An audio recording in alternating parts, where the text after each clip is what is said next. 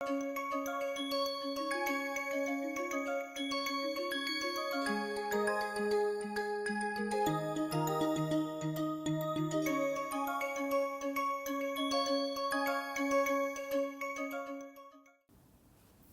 now we have gone through the different applications that are possible in the aviation as well as the space industry. So, basically the aerospace industry. We will move to a different industry vertical, which is tooling. Now, the value adds that we discussed there, right, like let us say the complex geometry or addressing some supply chain issues by making spare parts for the MRO industry, or processing new materials which are better suited. So, all these value adds will continue to every industry. Any industry, they will be able to use all, they will be able to harness all of these advantages. But now we will go into the tooling industry and try and see why they are using it, all right. So, here these are from examples from a machine maker called as AddUp. There are a few examples from this particular domain and company.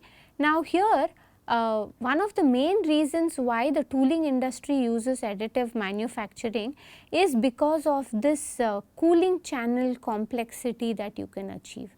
So, you are seeing the different I mean this one is into 4, so that is what this would be.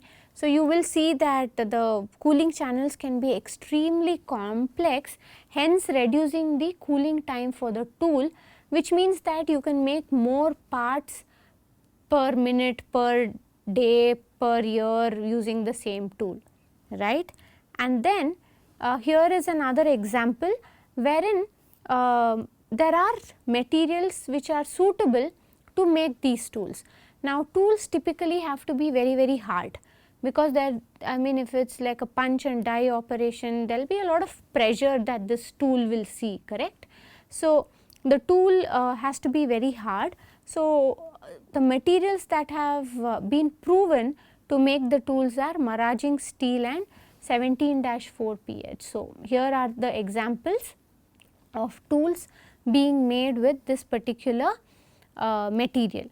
And like you see here, you can have these kind of structures in the tool which will enhance the performance or the efficiency of the tool.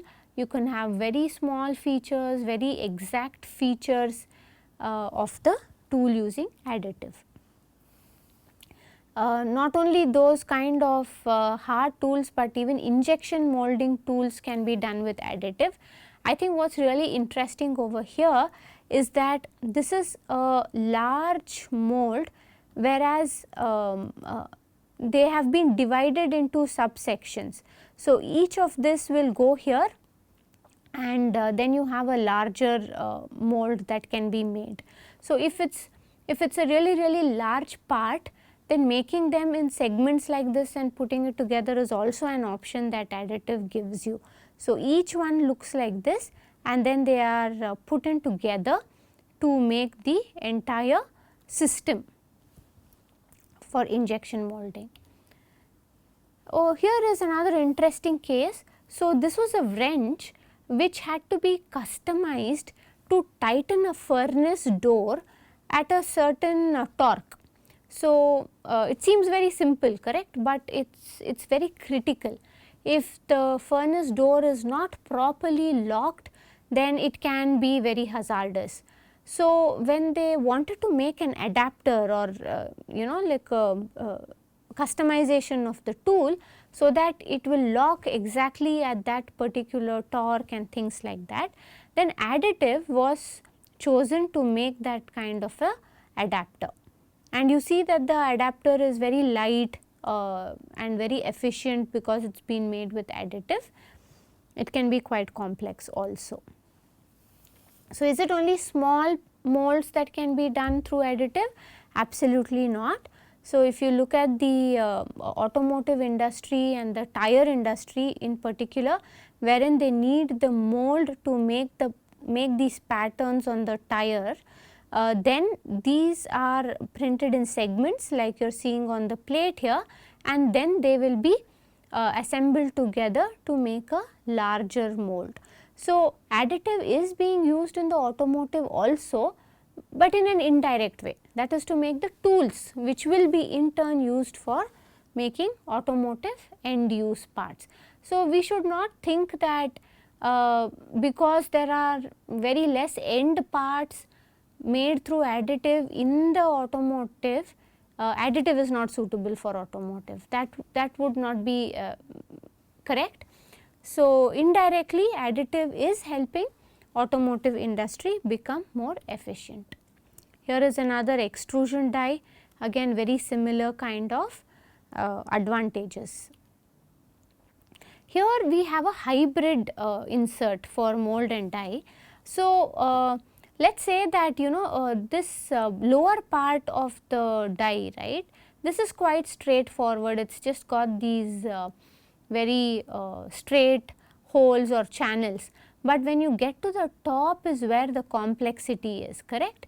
So, the lower half of the part can be made conventionally, and then you put it on a plate, and then only the top portion wherein the cooling channels are quite complex, only this part is 3D printed, and you can see like this is rough and this is bit more smoother. So, that kind of printing is called as hybrid printing in additive manufacturing. So, I kept talking about metals, right, but here is Pepsi who have decided to go away from aluminum silicon molds and instead use a material called as PEEK to make their molds. So, the PEEK molds are performing as good as metal, and this is like I said a high performance polymer, and they are able to save 96% of their costs. So, it is not only metals, but also very good high performance polymers that can add value to an industry. So, these are all tools that I am discussing. Now, other than those kind of tools, many jigs and fixtures like this will also help save a lot of cost. Now, here is an example of a light factory, and they have 3D printers with them. So, they have printed around 250 fixtures so far. So, everything that you are seeing here, these are all the fixtures that they are having, and you see that they have a rack of fixtures. So, let us say that today evening somebody comes up with an idea to make a new fixture which will help them do their process faster or in a more efficient way, in a more simpler way, then they will put it on their printer in the evening and go, and next day morning the part will be ready. So, they have been producing around 250 fixture parts in the past year, and I think they recovered the cost of the entire printer in 2 years or 1.5 years or something like that. So, you do not have to depend on somebody else outside. Can you take an aluminium block and make this fixture for me? I do not have to go ask, and then he will give a quotation, then we will negotiate yes, no, then he will take a few days to make it and then deliver it. So, none of that required. As soon as the design is ready, we can just 3D print it and start using it. So, you really save a lot of cost and time there. Cutting tool. This particular cutting tool has they get very hot, cutting tools get very hot when they remove material. So, they can have these complex cooling channels inside which will help them be more efficient. I will spend a few minutes on this particular slide. It is a very new thing, it is not something that is very popular, but I thought it would be really interesting to share this particular example. So, this person has used a 3D systems machine to make something called as the eggshell mold, alright. So, what they do is that this is a hollow mold that has been 3D printed. Okay, the mold has been 3D printed, and then the mold is removed. You are seeing the supports also over here, the supports, everything is removed, cleaned, and then he is slowly injecting the polymer inside this hollow mold, right. Here you see that it is filling up more. Now, once the entire mold is filled up, then he will break, he will the yellow material is very brittle. So, he will just break it and then he will have the final part, right. So, this is the eggshell molding technique, and there are polymers which can be used to make these kind of molds. So, different kinds of tools, jigs and fixtures can be made using additive manufacturing. Now, I would like to address some of the applications, or quite a few applications of AM in the medical or healthcare industry. Here is a picture which is saying what are all the implants that are used currently for humans. So, it could be maxillofacial implants, that is the jaw and things like that. Cranial is the head. You could have spinal implants in our in our backbone. You could have shoulder, hip, knee implant, ankle. So, all of these, like basically the bones, those implants are already being used in additive. Now, here are a few companies, for example, this Lima Corporate or even Materialize, Zimmer. These are all companies, Stryker also, are companies who are making the implants additively. Okay, they are making it additively. Let us see why and how. Some of the implants are being made because it is easy to customize, all right.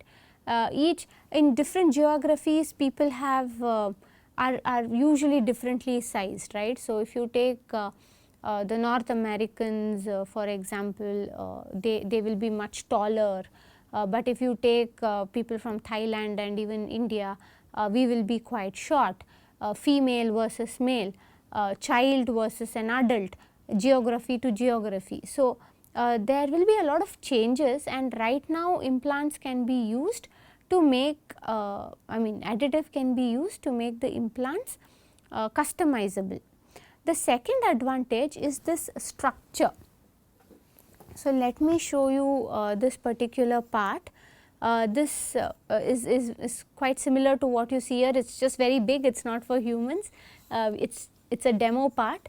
The human hip cup, that is in the hip joint, this is an implant which goes there, and it will be much smaller.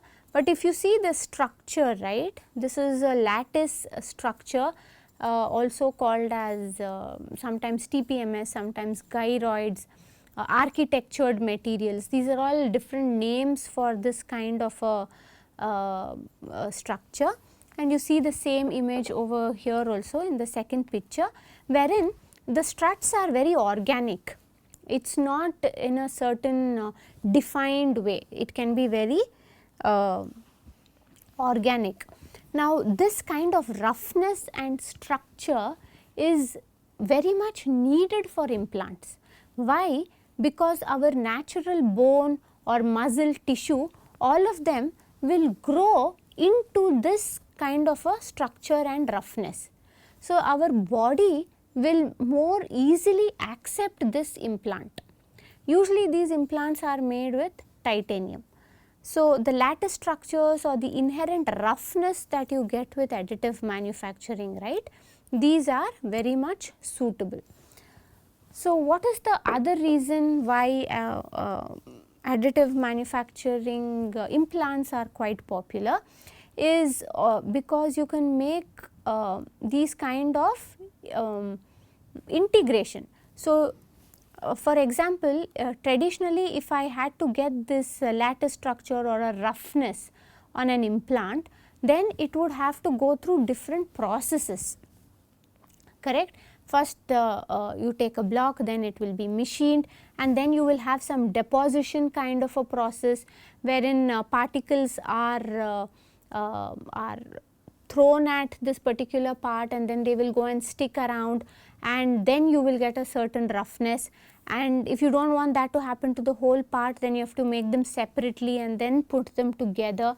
So the process is not very simple, whereas in additive, in one single print you will be able to get both the textures, correct. Hence, the manufacturing process becomes more simplified. The integrity of the part or the implant is higher. You do not have to worry that the particles which were deposited on the implant to create roughness traditionally, you do not have to worry that in the body, what if they get loose and they start to move around in the body, will it cause any damage. So, this thing we do not have to be worried about. So, that is another reason why it is used. One more reason is you can make really small and more efficient designs in the implant, but economically also. So, the picture that you are seeing here is a spinal cage. Now, these are extremely small parts which will be inserted at the back of our bone as spacers to create some space. So, these are spinal implants, and you see that it is a 250 by 250 mm plate, and you are seeing the number of parts that are being printed, right. It is a huge number of parts. So, implants can also be mass produced. So, here the design may not change, the design may change. Each and every implant that you have there could be slightly different or could be the same. Both are possible with additive at no extra cost. In fact, when done additively, the cost of the implant will reduce. So, not only for technical reasons, but also for economical reasons, many implants today are being transitioned to be made additively. So, I spoke a lot about the implants which will permanently stay in our body, right. But here we have an example of an implant which is made with the ferrous alloy, and Wipro is also working on one such alloy, it is called FEMN 35, wherein the intention is that you put the implant and then the bone or the tissue, everything goes around, and then the implant has to be degraded inside the body, or it should be absorbed into the body. So, this is one such study from the paper or an example, wherein you see that this is originally how the implant will look, and then after usage this is how it will degrade. So, it is possible to do this. Now, possible is okay, that is very good, but why is it necessary? Many a times you would have heard that when somebody has broken their leg, unfortunately in an accident or something like that, and the bone is shattered, or it's become too much into pieces that you can't put it together, what they will do is usually a stainless steel rod is used, is introduced, and I think you are aware that after a few years, when the natural bone has grown or the person is healed, there is a need to do a second surgery to remove this particular steel implant. If we have these kind of absorbable or biodegradable, so there are quite a few different names. If you have these kind of implants, then the advantage is that you do not have to do a second surgery. This will get absorbed into the body, and then you have a tablet or something like that that you take, which will help you kind of excrete this particular material. So, that is a good possibility. This is in metal, but the same thing is possible with another material which I will show you later. Now, here are some implants which are made with PEEK. Again, the word PEEK is coming up, it is not a metal, but a high performance polymer, and a lot of cranial implants are getting made through this particular material. However, it is not easy to qualify these these materials for medical use.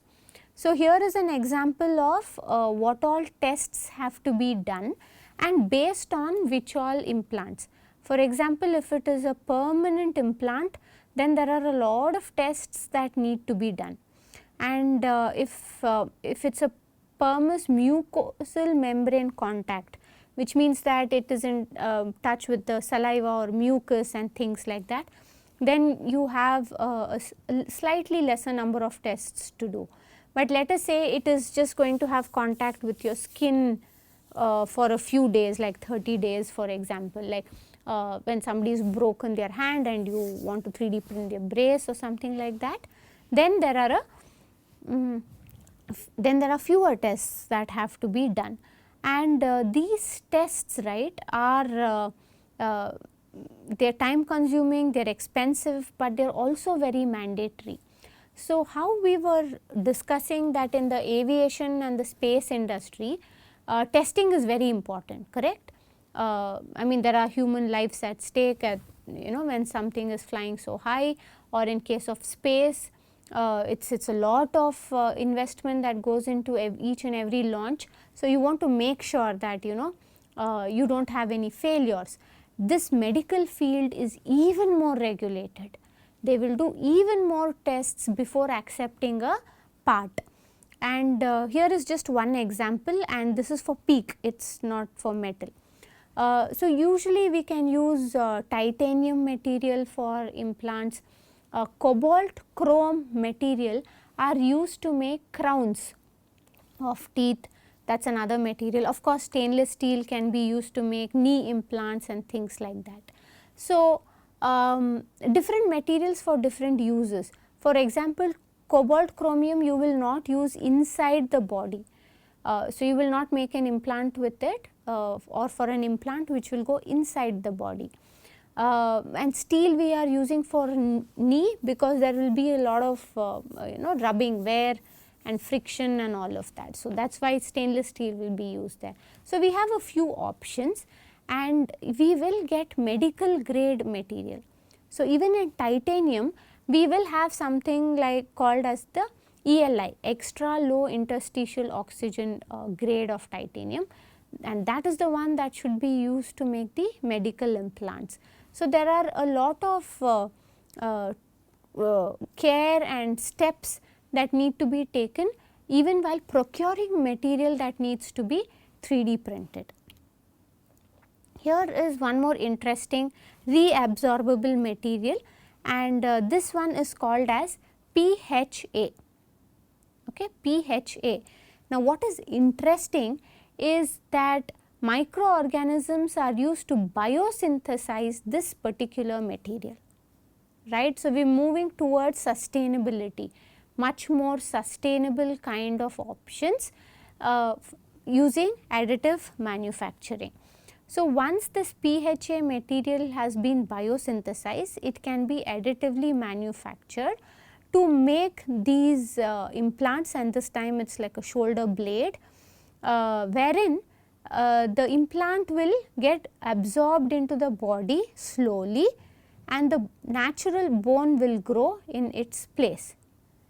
And this particular material PHA can be processed through different additive manufacturing processes, right.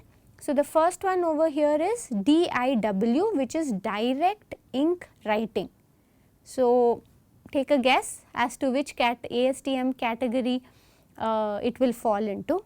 FDM, I think this is quite simple for all of us to understand. Then we have CAWS, computer aided wet spinning, right. This is also another additive manufacturing. Food for thought, go back and check what category of ASTM process it will fall into. SLS, also quite straightforward, and you can see that with each different process you achieve a different kind of finish, accuracy, feature size and all of that, right. So, if you want very fine features, then you use one process. If you want a little bit more roughness, which is actually desirable, then you use SLS. If you want it completely smooth, you use something else. So, these different kinds of processes are also feasible for the PHA material. So, I want to just touch upon what is a scaffold. So, what you are seeing here are like basically these are called scaffolds, very simple structures. They are used to do studies and also used to grow tissues around it. So, you might be hearing a lot about growing tissues, and they will happen on scaffolds like this. So, right now what happens is, let us say they will take some stem cells which can in the future become a bone, and they will inject it where our knee joint is. Now, the probability today that this injected stem cells will stay where they are is very low. Okay. But imagine that you make a small scaffold, and into that you will inject this stem cell which will in future become bone cells. This will grow into the scaffold a little bit, and then you will implant this scaffold with the stem cell into the knee bone, and then you are like almost 100% sure that it will not get lost or move around, but stay in that position, and the bone growth will be perfectly in the place. So, that is what scaffolds are, and it is a very big application of additive manufacturing, but also in the medical industry for treatments. We did a lot about bone and everything. Now, let us take some time to look at the dental implants. In the dental industry also, additive is quite popular. Even in India, we have quite a few companies who are using additive manufacturing to make crowns like this. So, there will be one clinic or a company or a workshop who are making these crowns. So, this is one full plate, and they will have connections with, let us say, 5 or 10 dentists, and they will get an order at the end of the day which is sufficient to fill up this entire plate. So, they will make all these different crowns, and these crowns, of course, you see that there are very few supports, very weak supports at the bottom which can be removed. So, this would probably be made through cobalt chromium, but it is also being used to make implants like this. So, whenever somebody has let us say due to cancer or because of an accident or trauma, if a part of their jaw has to be replaced with an implant, then additive manufacturing is super useful because it can be customized and it can be made very fast.